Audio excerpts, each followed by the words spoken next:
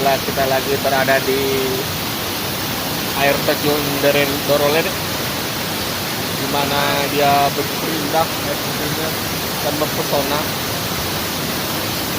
Dan di sini juga ada gua juga, dan air terjunnya juga bagus-bagus, alami.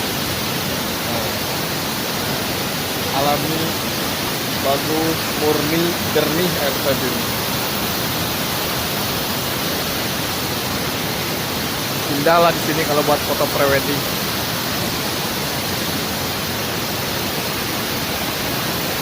Guanya ada sebelah sana. Ada di sana gua itu.